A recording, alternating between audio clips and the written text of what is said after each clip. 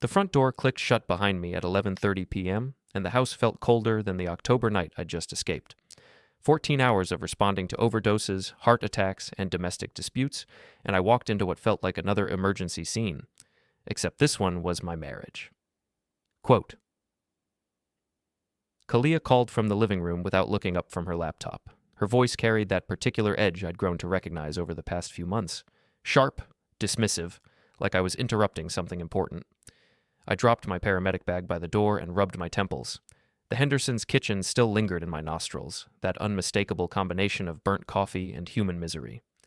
Mrs. Henderson had taken a tumble down her stairs, and we'd spent 3 hours making sure she wasn't going to join her husband in the ground anytime soon. Quote, I said, which wasn't entirely true.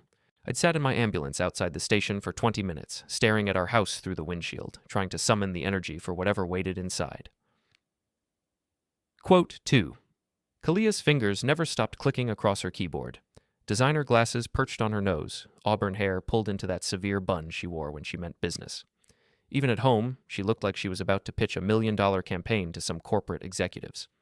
I walked to the kitchen, opened the refrigerator, and stared at its contents like they might reveal the secrets of the universe.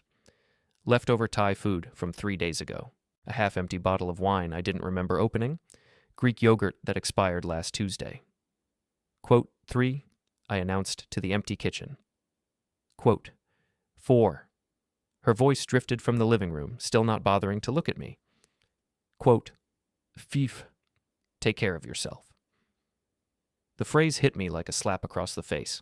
I'd spent the last 14 hours literally taking care of other people, holding pressure on wounds, administering medications, talking terrified families through the worst moments of their lives, but apparently expecting my wife to show even basic concern about whether I'd eaten was asking too much.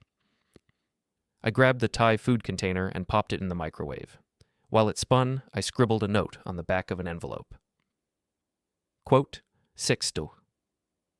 The microwave beeped. I ate standing up, staring out the kitchen window at Mrs. Callahan's house next door. Her living room light was still on, probably watching one of those late-night crime shows she loved. Sometimes I envied her, widowed for 10 years, but she seemed more content than most married people I knew. When I finished eating, I left the note on the counter where Kalia would find it in the morning and headed upstairs. She was still typing away, lost in whatever digital world mattered more than her husband coming home after a brutal shift. I brushed my teeth and fell into bed, listening to the rhythmic clicking of her keyboard downstairs. It used to be comforting, that sound. Evidence that she was building something, creating campaigns that would put her agency on the map. Now it just sounded like Morse code for, you don't matter. Sleep came eventually, but it was restless. I kept thinking about the Hendersons, how Mr. Henderson had rushed to his wife's side the moment we brought her through the door, how he'd held her hand while we checked her vitals, how he'd whispered, one, quote, 8, over and over like a prayer. When was the last time Kalia had said something like that to me? When was the last time she'd even asked how my day went? The next morning, I woke to an empty bed and the sound of Kalia's BMW pulling out of the driveway. No goodbye, no acknowledgement of the note I'd left. Just the faint scent of her expensive perfume lingering in the air like evidence of a crime scene. I had a rare day off, which meant I could actually think about something other than chest compressions and IV drips. I made coffee and sat at the kitchen table, staring at the spot where my note had been. Gone now, probably crumpled up and tossed in the trash without a second thought. Before we dive deeper into this story, I have one small request. Please subscribe, drop a like, comment, and hit that hype button to boost this channel so more people can discover these incredible Reddit stories. My phone buzzed. Chad, my partner at the station. Yo, Mason. You coming to Murphy's tonight? It's Jenkins' birthday, and we're all buying him drinks until he forgets he's turning 40. I typed back, maybe. Kalia might have plans. Dude, when's the last time any of us actually met your mystery wife? She's like Bigfoot. We hear stories, but nobody's got proof she exists. Chad was joking, but the comment stung because it was essentially true. Kalia hadn't attended a single station event in the past year. Always had some work emergency, some client dinner, some excuse that sounded reasonable until you added them all up. I was still staring at my phone when it buzzed again. But this time, it wasn't my phone. It was Kalia's, sitting on the kitchen counter. She'd forgotten it in her rush to get to work. The screen lit up with a text notification. LT. Can't wait for tonight's plans. Same place? LT? I didn't know anyone with those initials in Kalia's social circle. Her brother Seth, her best friend Ava, her various work contacts, none of them fit. The phone buzzed again. LT, wear the red dress. You know what it does to me? My stomach dropped like an elevator with cut cables. I set the phone down carefully, as if it might explode if I handled it too roughly. Then I picked it up again and read the messages once more, hoping I'd misunderstood somehow. Nope. Still the same words, still the same implication. I'd been a paramedic for 12 years. I'd seen enough human wreckage to know that life could change in an instant. One moment you're driving to work, the next you're upside down in a ditch, wondering if you'll ever walk again. But somehow, I'd never imagined that moment happening in my own kitchen, staring at my wife's phone. The smart thing would have been to confront her immediately, demand explanations, have the big dramatic showdown that every marriage counselor probably recommends. But I'd learned something in my years of emergency response. Information is power, and acting without complete information usually makes everything worse. So instead of calling Kalia, instead of driving to her office and making a scene, I did what any good paramedic would do. I started gathering data. First, I checked our joint bank account online. Nothing unusual there. The same predictable pattern of mortgage payments, utility bills, and Kalia's expensive taste in everything from coffee to cosmetics. Then I remembered something. 3 months ago, Kalia had asked me to help her set up automatic backup for her phone to our shared cloud account. She'd been paranoid about losing client contacts after her previous phone had crashed. I'd set it up and promptly forgotten about it. But the backup was still running. It took me 20 minutes to access it, and another 10 minutes to figure out how to navigate the interface. Then I was looking at 3 months' worth of Kalia's text messages, and the picture they painted made me wish I'd never learned to read. LT was Leo Tarrant, creative director at Kalia's advertising agency. The messages went back to July, innocent at first, then progressively more intimate. Work dinners that turned into long conversations, shared complaints about their respective relationships, the gradual escalation from professional courtesy to emotional affair to whatever this had become. I scrolled through weeks of messages, each one feeling like a small punch to the gut.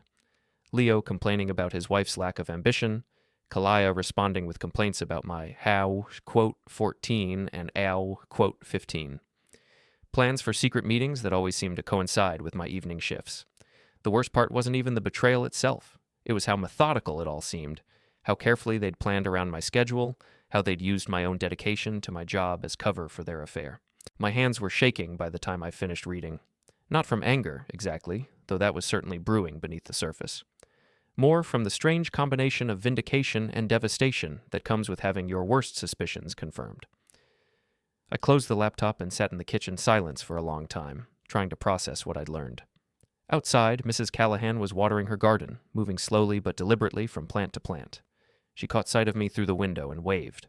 I waved back, wondering if she'd noticed anything unusual about the comings and goings at our house lately. Mrs. Callahan noticed everything. She was like a one-woman neighborhood watch, keeping track of who came and went, who was fighting with whom, which marriages were thriving, and which were circling the drain. If Kalia had been sneaking around, chances were good that Mrs. Callahan had seen something, but that could wait. Right now, I needed to think about my next move.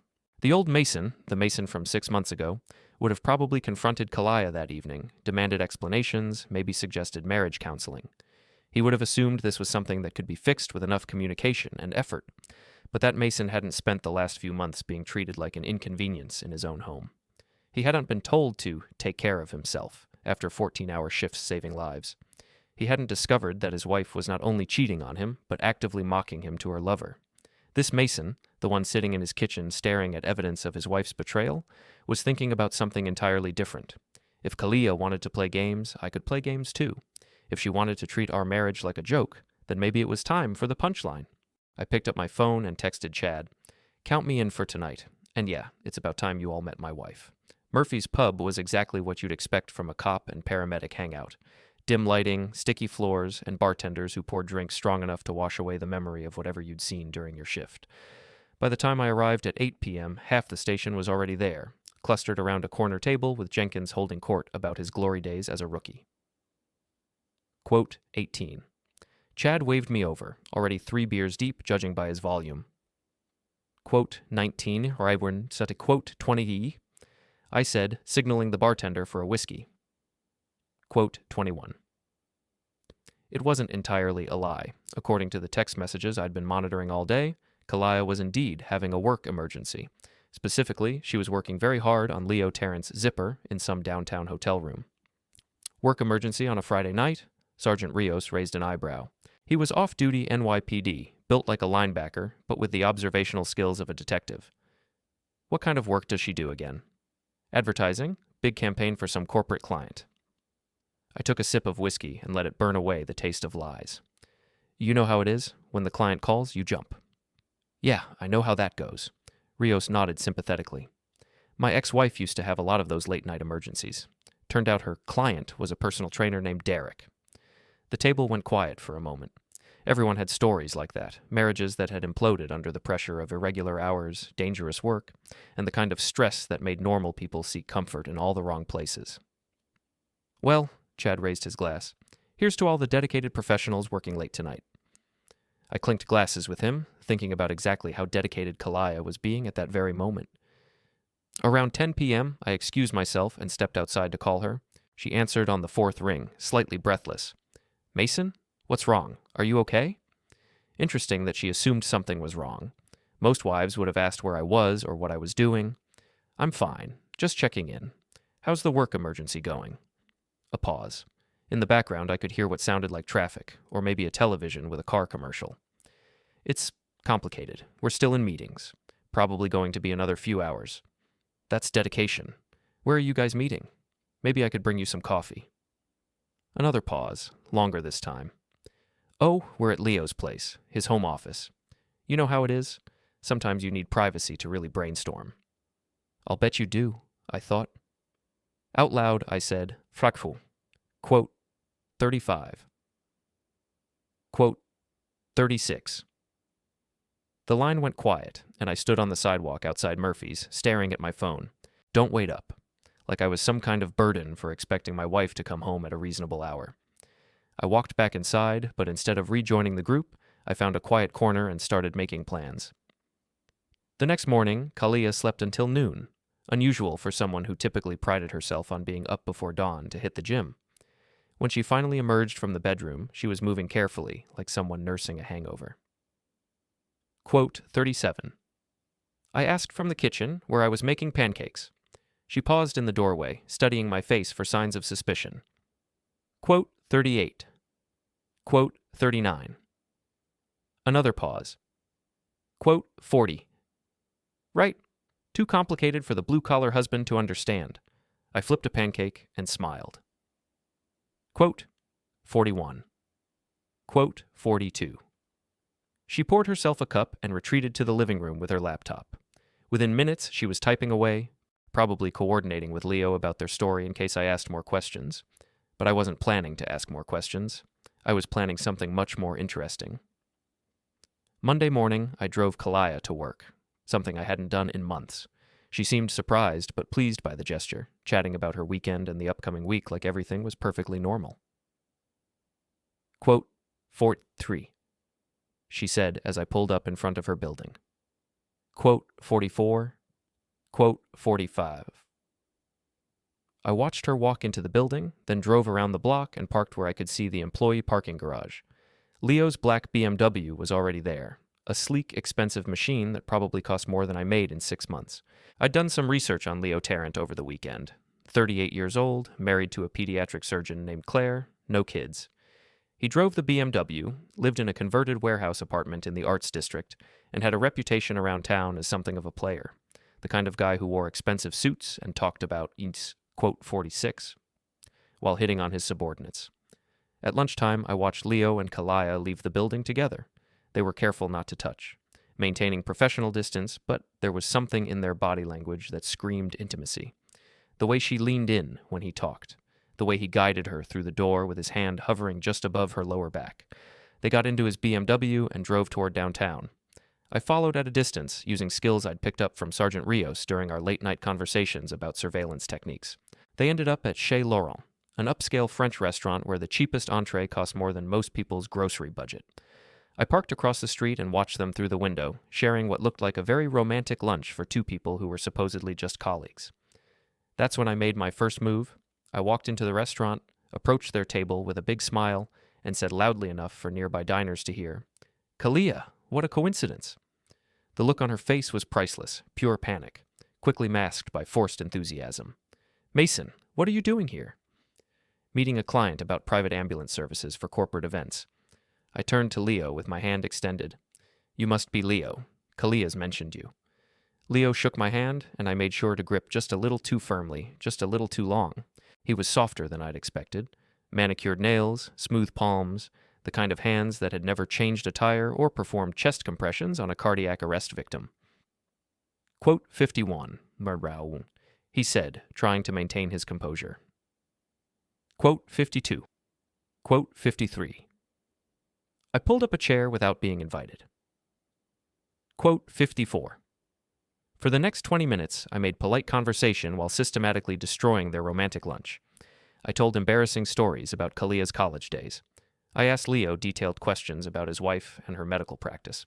I mentioned how much I was looking forward to meeting Claire at some future social gathering.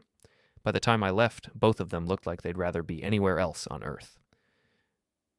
Quote 55. I said, kissing Kalia's cheek. And Leo, we should definitely do couples dinner sometime. Claire sounds lovely. I walked out of the restaurant feeling better than I had in months. That evening, Kalia was unusually quiet during dinner. She kept glancing at me like she was trying to solve a puzzle. That was awkward today, she finally said. Running into you at the restaurant. Was it? I thought it was nice. Leo seems like a good guy, very polished. She nodded slowly. He's a good colleague. I'm sure he is. You two work very well together. The emphasis on together wasn't lost on her. She set down her fork and studied my face. Quote 63. I smiled and took a sip of wine. Quote 64. Quote 65. Quote 60. Quote 67. I reached across the table and took her hand. Quote 68.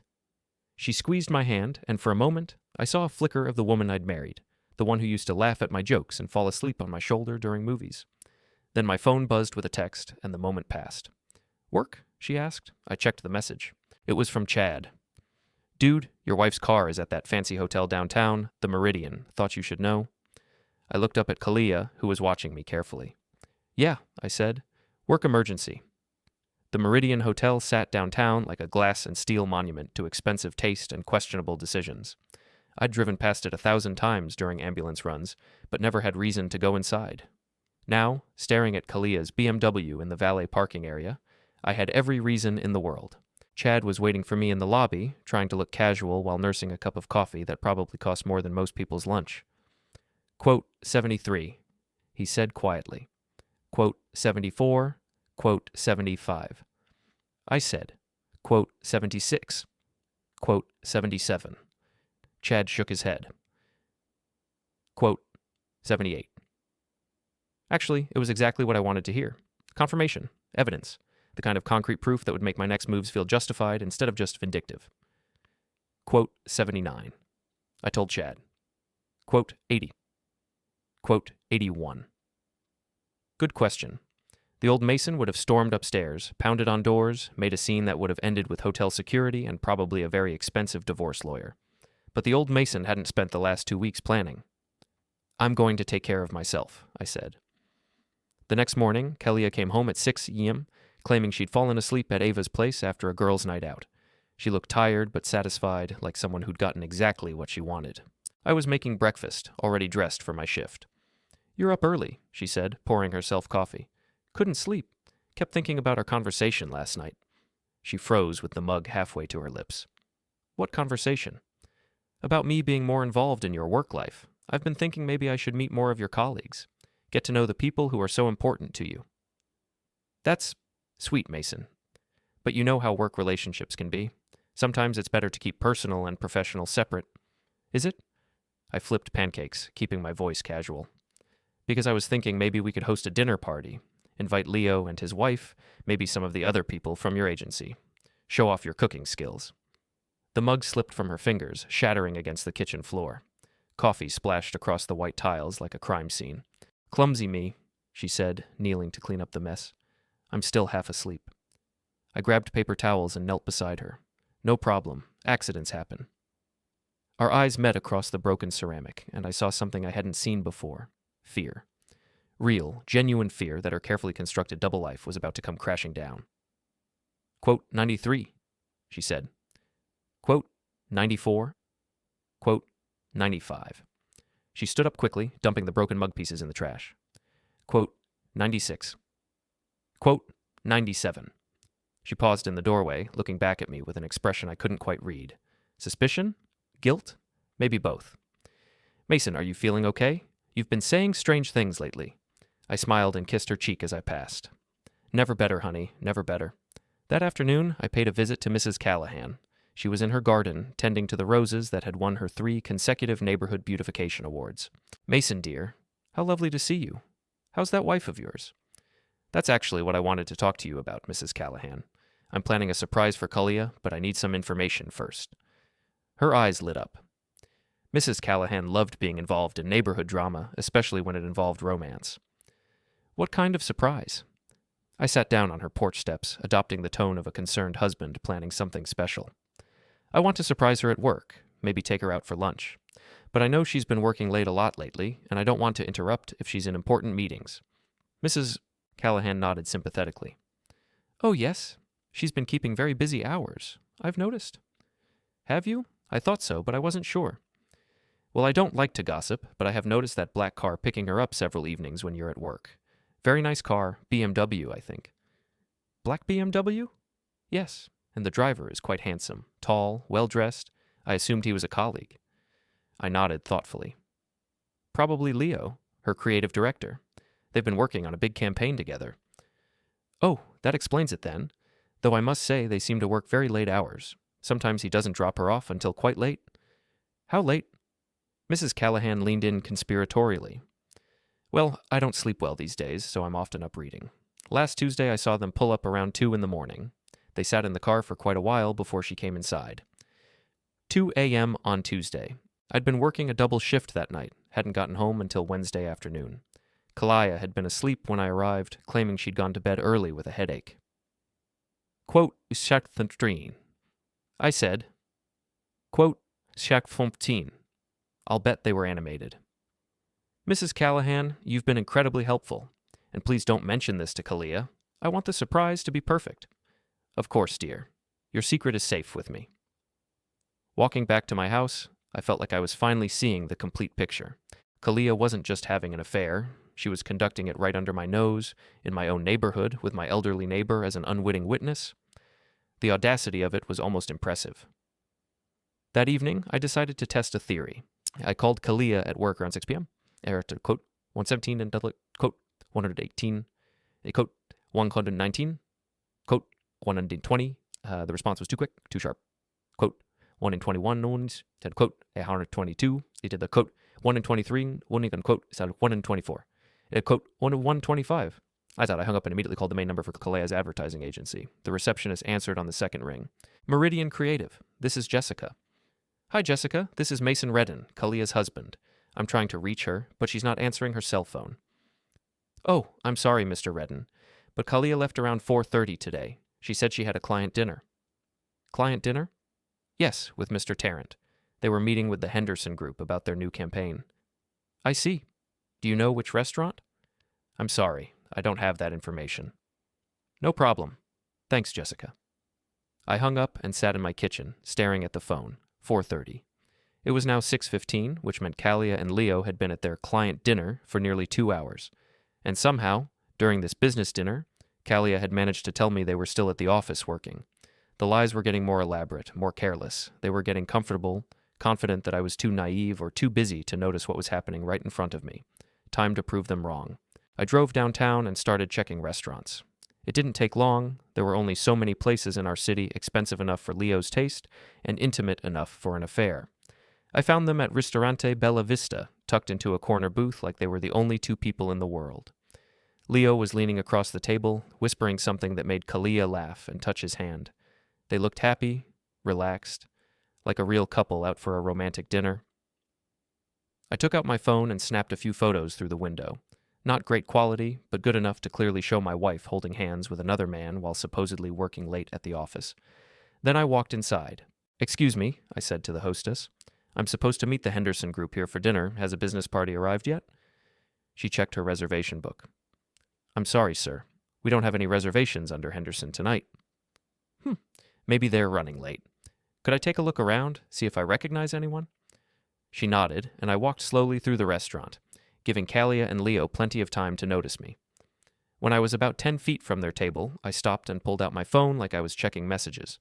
Kalia saw me first. The color drained from her face so quickly I thought she might faint. Mason? Her voice was barely a whisper. I looked up with surprise that would have won me an Academy Award. Kalia, what are you doing here? Client dinner, with the Henderson Group. I looked around the restaurant with exaggerated confusion. Really? Where are they? I don't see anyone else at your table. Leo cleared his throat. They canceled at the last minute. We decided to eat anyway, discuss strategy. Strategy. I nodded slowly. For the campaign. Exactly. I pulled up a chair and sat down without being invited. Again. Mind if I join you? I was supposed to meet Chad here, but he's running late. For the next 30 minutes, I systematically destroyed their romantic dinner for the second time in 2 weeks. I asked detailed questions about the Henderson Group campaign that neither of them could answer convincingly. I mentioned how I'd called the office and been told they'd left hours ago. I suggested we all go back to their workplace so they could show me the campaign materials they'd been discussing. By the time I left, Leo looked like he wanted to crawl under the table, and Kalia looked like she was going to be sick. Quote 148. I said, kissing her forehead. Quote 149. I walked out of the restaurant feeling like I'd just won the first round of a very important fight, but this was only the beginning. The construction site where I picked up weekend work sat on the edge of downtown like a skeleton waiting for flesh. 15 stories of steel beams and concrete floors, destined to become luxury condos for people like Leo Tarrant, who thought regular folks were just part of the scenery. I'd been working security there on weekends for extra cash. Easy money for walking around with a flashlight and making sure nobody stole copper pipes or spray-painted inappropriate messages on the walls. But tonight, it was going to serve a different purpose. My phone had been buzzing all day with increasingly frantic texts from Kalia. She'd figured out that I knew something, but she couldn't figure out exactly how much. The restaurant encounter had rattled her, and now she was making mistakes. Quote 150. Her latest message read. Quote 151. I texted back, "Where's the winner?" Quote 152. Her response came immediately. Quote 153. Quote 154. What I didn't mention was that Leo would be there too. I'd sent him a text from Kalia's phone earlier, using the backup access I still had to her cloud account. Emergency. Meet me at Mason's construction site. 10 p.m. Come alone. Don't text back. By 9:30, I was positioned on the third floor with a clear view of the parking area. The site had motion sensor floodlights that I could control from a panel near the main elevator. Perfect for creating a little drama when the time came. Leo arrived first, driving his BMW like he was late for his own funeral. He parked near the main entrance and sat in his car for several minutes, probably wondering why Kalia had chosen such an odd meeting place. Kalia showed up 10 minutes later. I watched through the window as she approached Leo's car, clearly confused to see him there. They had a brief conversation through his car window, and I could see them both looking up at the building, trying to figure out what was going on. That's when I activated the floodlights. The entire construction site lit up like a football stadium, and both of them jumped like they'd been electrocuted. I used the PA system that connected to the security office. Quote 156. My voice echoed across the site, bouncing off concrete and steel. They both spun around, looking for the source. Quote 157. Kalia called out. Quote 158. Quote 159. Leo was already heading back toward his car, but I'd anticipated that. I wouldn't leave if I were you, Leo. Not unless you want your wife Claire to receive some very interesting photographs tomorrow morning. He froze with his hand on the car door. That's better. Now both of you, please come inside. Take the main elevator to the third floor. I watched them exchange glances. Kalia looked terrified. Leo looked angry, but they both started walking toward the building entrance. The elevator ride gave me time to position myself in the shadows near the stairwell.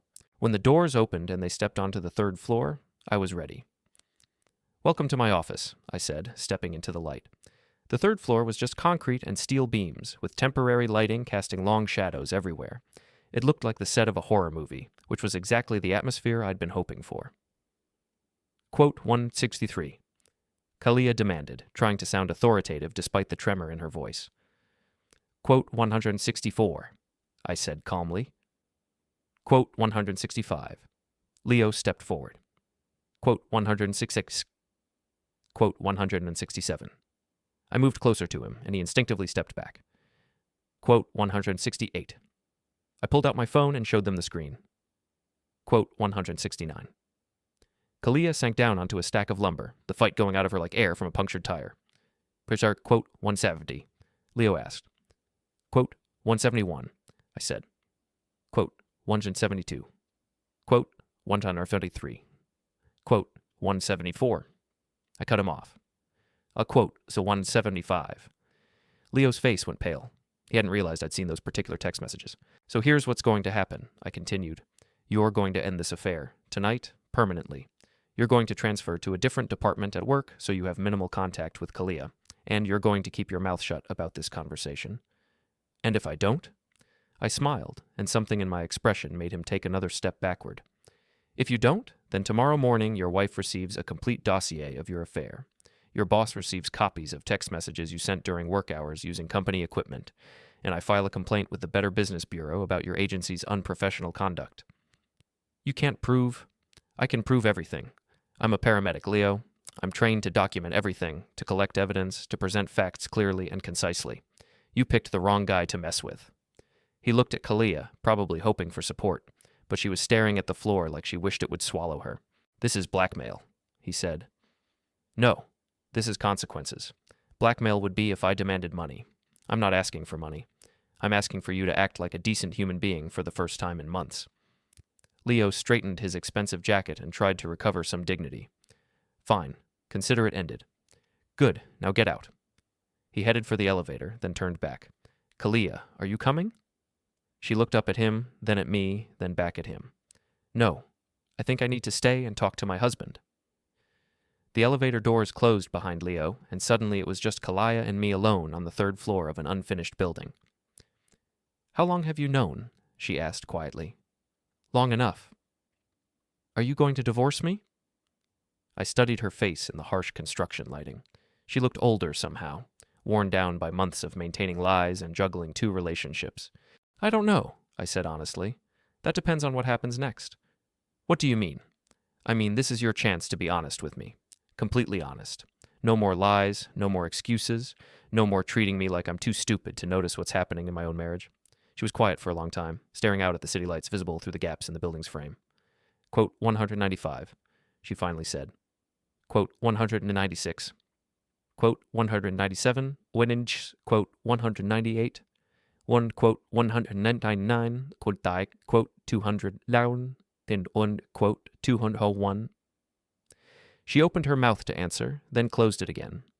We both knew she was remembering the same conversations I was, the ones where she'd complained about my job, my hours, my lack of ambition, but never actually suggested ways we could fix our problems together. I made mistakes, she said finally. You made choices. There's a difference. The sound of sirens echoed up from the street below, an ambulance heading to some emergency across town. For a moment, I felt the familiar pull of duty, the instinct to help whoever was in trouble out there. Do you love him? I asked. I thought I did. Maybe I still do. I don't know anymore. At least that was honest. Do you love me? I don't know that either. Even more honest, and somehow that hurt worse than all the lies combined. We stood there in the shadows and concrete dust, two people who'd promised to love each other forever and had somehow forgotten how to even like each other. Quote 208, she asked. Quote 209, I said. Quote 210. The elevator arrived and we rode down in silence. In the parking lot, Kalia hesitated beside her car. Quote 211. Quote 212, I said. Quote 203. She drove away, leaving me alone in the construction site parking lot. I sat in my truck for a while, watching the city lights and thinking about the conversation we just had. She was sorry. Maybe that was something. Maybe it was a place to start rebuilding. Or maybe it was just another lie, told to buy herself time to figure out her next move. I guess I'd find out soon enough. The Riverside Motel sat on the edge of town like a relic from a bygone era when people took road trips and didn't worry about online reviews, pink neon sign, cracked parking lot, and rooms that rented by the hour or the week depending on your circumstances and your budget. It was exactly the kind of place where desperate people made desperate decisions. I'd been planning this moment for 2 weeks, ever since the confrontation at the construction site. Kalia had promised to end things with Leo, had sworn she wanted to work on our marriage, had even suggested couples counseling. But the text messages told a different story. They'd been more careful since that night, using different phones and meeting in different places. But they'd also been more reckless in other ways, making bigger promises and bigger plans. Plans that involved Leo leaving his wife, Kalia divorcing me, and both of them starting fresh somewhere far from the wreckage of their current lives. The final straw had come yesterday morning when I'd overheard Kalia on the phone with someone she claimed was her lawyer. "How quickly can we move on this?" she'd asked. Quote 2:15. She was planning to divorce me first, to control the narrative and the financial settlement. After everything I'd discovered, after all her promises to change, she was still trying to play me for a fool. Well, if Kalia wanted to play games, I had one final game in mind. I'd sent them both messages that morning, using a burner phone I'd picked up specifically for this purpose. To Leo. Kalia says meet her at the Riverside Motel, room 237 at 8 p.m. She has news about her divorce. To Kalia. Leo says meet him at the Riverside Motel, room 237 at 8 p.m. He's ready to leave his wife. Neither message was technically a lie, and I was just facilitating a meeting they both wanted to have anyway. By 7:30, I was positioned in room 239, right next door to where they'd be meeting. The walls were thin enough that I could hear everything, and I'd set up a small recording device near the shared wall. Not admissible in court, probably, but perfect for my purposes. Kalia arrived first. I heard her key in the lock, heard her moving around the room, probably trying to make the shabby surroundings seem more romantic. Leo showed up 15 minutes later, and their reunion was everything I'd expected. Passionate, desperate, full of promises about their future together. Quote 2:18. Leo asked. Quote 2:19. Quote 2:20.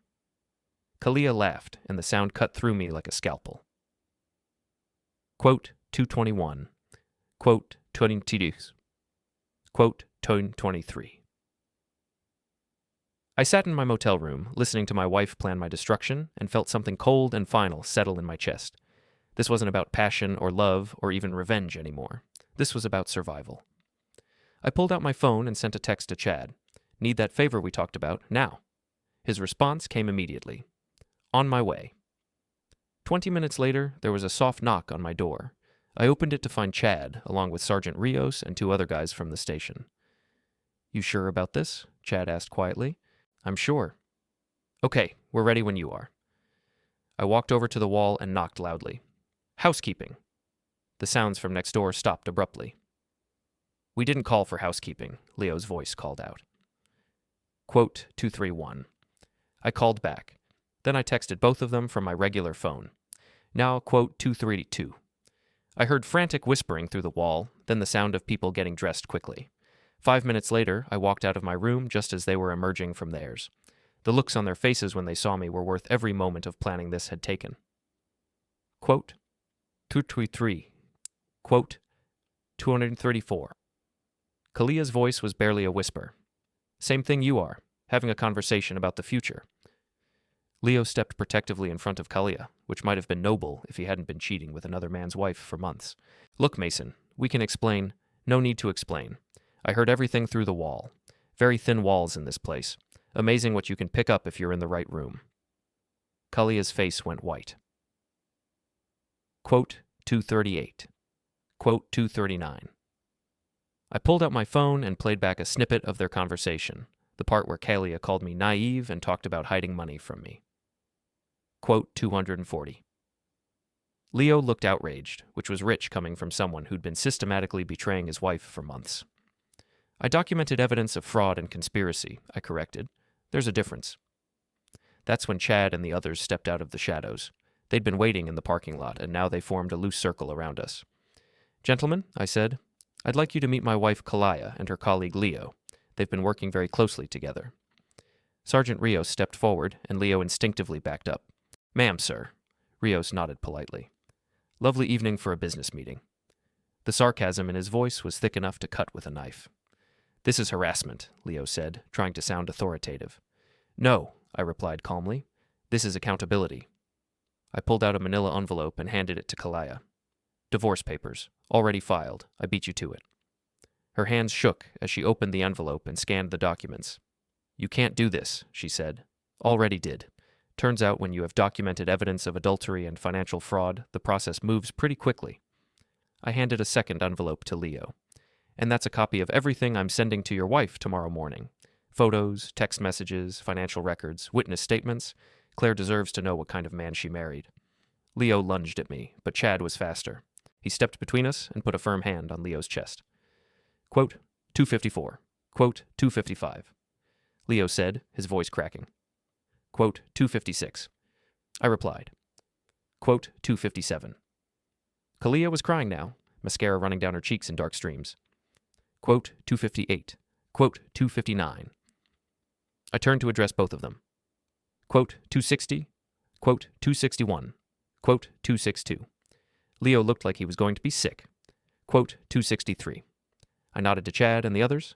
Quote, 264. As we walked away, I heard Kalia calling my name, but I didn't turn around. That part of my life was over. In the parking lot, Chad clapped me on the shoulder. "Feel better?" "Ask me in a year," I said. But as I drove home to a house that would finally be peaceful, I had to admit, it felt pretty good right now. The divorce was finalized 3 months later. Kalia moved to another state with Leo, who had indeed left his wife after I'd shared my evidence with her. They lasted about 6 months before their relationship imploded under the weight of guilt, financial pressure, and the simple reality that relationships built on lies rarely survive in the daylight. I kept the house, most of our savings, and my self-respect. More importantly, I learned that sometimes the best way to take care of yourself is to stop letting other people take advantage of your decency. Mrs. Callahan still waves at me from her garden every morning, and she's never once asked what happened to Kalia. Some neighbors understand that certain stories don't need to be told, they just need to be lived through, and I'm living through it just fine. 6 months after the divorce was finalized, I thought I was done with Kalia and Leo. They'd moved to Portland, supposedly to start fresh, and I'd heard through mutual acquaintances that their relationship was struggling under the weight of reality. Turns out it's harder to maintain romance when you're both unemployed and dealing with the wreckage of your previous lives. I should have been satisfied with that. I should have moved on, focused on rebuilding my own life, maybe even started dating again. But then Kalia came back to town. I found out about it the way I found out about most things these days, through Mrs. Callahan, who had apparently elevated neighborhood surveillance to an art form. "That wife of yours is back," she announced over the fence while I was checking my mail. "Well, ex-wife now, I suppose. Saw her at the grocery store yesterday, looking rather worse for wear." "Did she see you?" "Oh, yes. She tried to duck down the cereal aisle, but I caught her by the frozen foods. Asked how she was doing, just being polite, you understand. Mrs. Callahan's version of, quote, 271 emergencies usually involved extracting enough information to write a small novel. Quote 272 or quote 273. I thanked Mrs. Callahan for the information and went inside, trying to convince myself that Kalia's return was none of my business. We were divorced. I'd moved on. Whatever problems she was dealing with now were her own responsibility. That lasted exactly 12 hours. The next evening, she showed up at my door. I almost didn't recognize her at first. The polished, confident woman I'd married was gone, replaced by someone who looked like she'd been through a blender. Her hair was shorter, messier. She'd lost weight, and not in a healthy way. Her clothes were wrinkled, her makeup minimal. Quote 274. Quote 275. I didn't invite her in. What do you want? To talk, to apologize, to see if maybe we can... No. You don't even know what I was going to say. I know enough. The answer is no. She looked past me into the house, our former house, which I'd spent the last year making into something that actually felt like home. Quote 281. Quote 282. That hit her like a physical blow. She actually stepped backward. Quote 283. Quote 284. Quote 285. Quote 286. I started to close the door, but she put her hand against it. I'd say quote 287 and we mean quote 288. Quote 289. And I considered the question seriously. Was I sorry that her relationship with Leo had failed? Was I sorry that she was obviously struggling? Quote 290. I said finally. Quote 291. Tears started running down her cheeks, and for a moment I felt the old instinct to comfort her, to fix whatever was wrong. But then I remembered the motel room, the recorded conversation, the months of lies and manipulation. Quote 2192. Quote 2293. Quote 2294. I closed the door and locked it, then stood in my hallway listening to her cry on my front porch. After about 10 minutes, I heard her car start and drive away, I thought that would be the end of it. I was wrong. Over the next week, Kalia launched what could only be described as a campaign to win me back. Flowers delivered to my work, letters slipped under my door, text messages that I deleted without reading. She showed up at Murphy's pub one night while I was having drinks with Chad and some of the other guys from the station, walked right up to our table like she belonged there. "Mason, we need to talk." The entire table went quiet. Chad looked like he was ready to throw her out personally. "We really don't," I said calmly. "And this isn't the place." "Then where is the place? You won't answer my calls. You won't see me. Because I don't want to see you. Because we have nothing to talk about. We were married for 8 years. And you spent the last year of that marriage planning to betray me. So no, we don't have anything to talk about." Sergeant Rios leaned forward. "Ma'am, I think you should leave." "This is between me and my husband." "Ex-husband," Chad corrected. "And he's asked you to leave him alone." Kalia looked around the table, probably hoping to find a sympathetic face. She didn't. Quote, 306. She said. Quote, 307. Quote, 3-8. She stormed out, and the table stayed quiet for a long moment. Quote, 309. Rios asked. Quote, 3. But she didn't figure it out. If anything, she escalated. The next day, she showed up at the EMS station during shift change. I was loading supplies into the ambulance when I saw her BMW pull into the parking lot. "Oh, come on," Chad muttered. "This is getting ridiculous." Kalia got out of her car and marched toward us like she was on a mission. "Mason, I know you're angry, but we need to discuss our future." "We don't have a future." "We could. I've ended things with Leo completely. I'm ready to commit to making our marriage work." Several of my colleagues had stopped what they were doing to watch this drama unfold. I could see them exchanging glances, probably wondering if they should intervene. "Kalia, listen to me very carefully. We are divorced. We have been divorced for 6 months. There is no marriage to work on. Divorce papers can be reversed. Not these ones, and not by me." She grabbed my arm, and I gently but firmly removed her hand. "Don't touch me." "Mason, please. I know I hurt you, but people make mistakes. People change." "Some people do. You're not one of them." "How can you say that? You don't even know what I've been through. I don't care what you've been through. You made your choices, and now you get to live with the consequences." That's when she played what she probably thought was her trump card. Quote, 324. The parking lot went silent. Even the traffic noise seemed to fade away. I stared at her for a long moment, processing this information. Quote, 325. I said finally. Quote, 326. Quote, 7. Her face went white. She hadn't expected me to call her bluff so directly. "The baby is Leo's," I continued, "which means this is Leo's problem, not mine. Leo doesn't want it. He says it would complicate things with his ex-wife. Then you have some decisions to make, but they don't involve me." I climbed into the ambulance and signaled Chad to start the engine. "Mason, wait!" But we were already pulling out of the parking lot, leaving Kalia standing alone in the station driveway. "Harsh," Chad said as we drove toward our first call of the day. "Necessary," I replied. That evening, I found a note slipped under my door. Kalia's handwriting, but messier than usual. Quote, 335. I read the note twice, then put it in the drawer with all the other documents from our marriage and divorce. Evidence of a life that used to exist but didn't anymore. The next morning, Mrs. Callahan informed me that Kalia had checked out of her hotel. Saw her loading her car around dawn, she reported. Looked like she was leaving for good this time. "Good," I said, and meant it. A week later, I ran into Ava, Kalia's former best friend, at the grocery store. She looked uncomfortable when she saw me, but didn't try to avoid the conversation. "Mason, how are you doing?" "I'm good, Ava. How about you?" "Fine. Listen, I heard Kalia was back in town. Did you two talk?" "Briefly." Ava nodded. "She called me, asked if I thought you'd take her back." "What did you tell her?" "I told her she was delusional if she thought you'd trust her again after what she did." "That was honest of you. I should have been more honest a year ago. I knew what was happening with Leo, and I should have told you." I studied her face. "Why didn't you?" "Because she was my friend, and I thought maybe it would just burn itself out, I thought maybe you'd never have to know." "But I would have known eventually.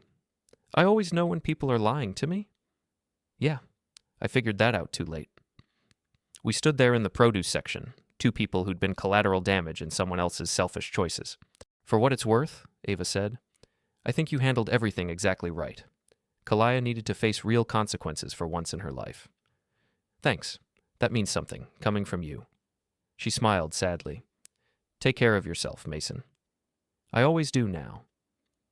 I watched her walk away, then continued my shopping. The store was busy, full of families and couples doing their weekly errands, planning their meals and their lives. I used to envy those couples, used to wonder what they had that Kalia and I had lost. But now I understood that they probably just had honesty, trust, the basic foundation that makes everything else possible. I didn't need to be part of a couple to have a good life. I just needed to be part of my own life, fully and honestly. And for the first time in years, I was. The story ends there, in a grocery store on a Saturday morning, with me finally understanding that the best revenge isn't hurting the people who hurt you. It's building a life so good that their absence makes it better, not worse. And that's exactly what I did.